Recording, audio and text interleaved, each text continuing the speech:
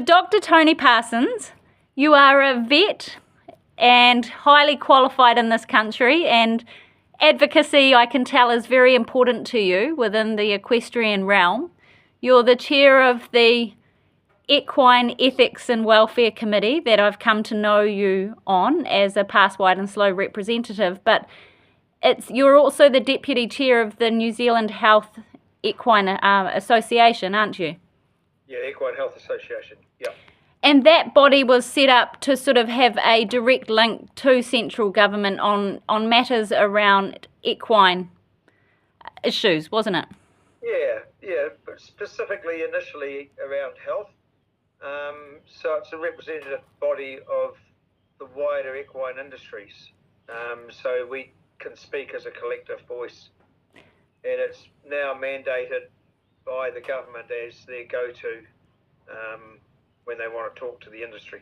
And that is so important to, one, have a voice for decision makers to go to, but also to have a voice that's representative of the sector. And yes.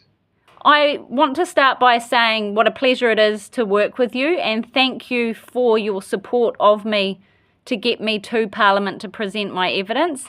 I just wanted to hear your thoughts on how important this work is that you've seen going on in community. I mean, elevating horse rider status in transport legislation, for me, is the crux of a lot of issues, but for me it's deeply personal because it's road safety, it's messaging, education, it's the consequence of harm and death that we are experiencing and seeing. And it's also, like, I'm an old fella, so over the years there's been a real urbanisation of the New Zealand horse riders.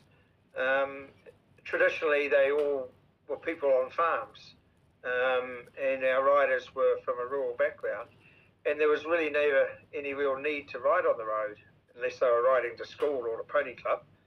But over the years there's more and more kids who are town-based, whose horses are adjusted somewhere on the edges of the town, and they haven't got a lot of places to ride unless they go out on the road. And there's a huge number of lifestyle blocks now, and those people live on what used to be rural roads but are now semi-urban roads and are busy roads, and if they want to go anywhere else to ride, they have to go out on those roads. So it's the issues come about partly or largely because of the change in the demographics of the horse population and the rider population. And how many riders are we talking about? You know, our community, how big are we?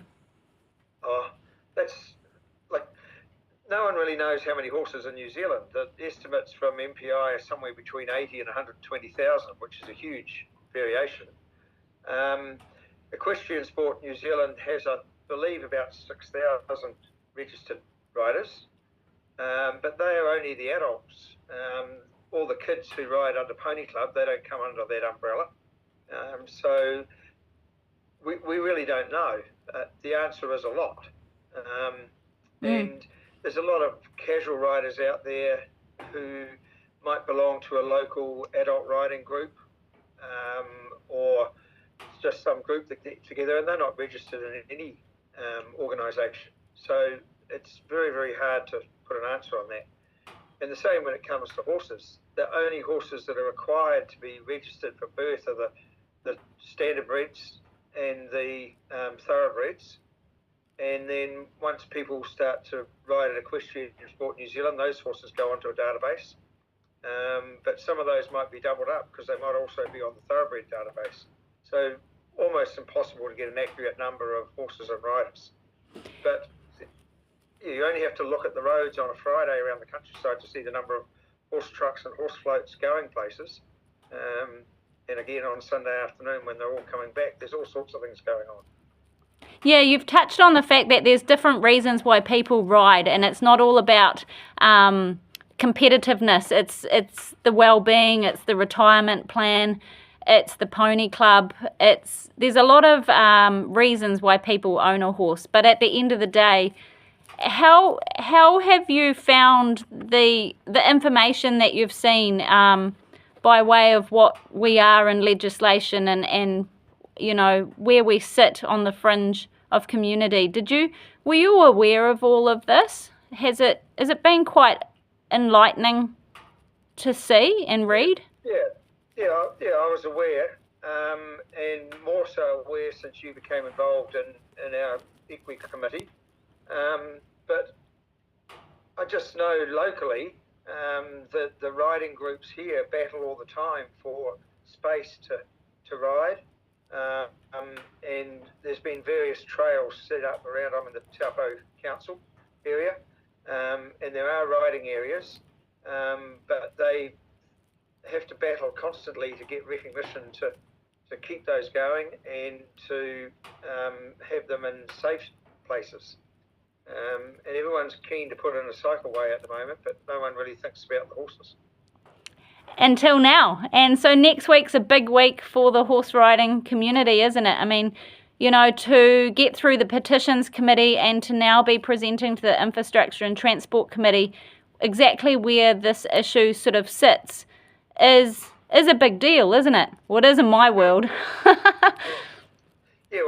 Yeah, like you say, a lot of people don't think about it until they're halfway past a horse to 110 kilometres an hour.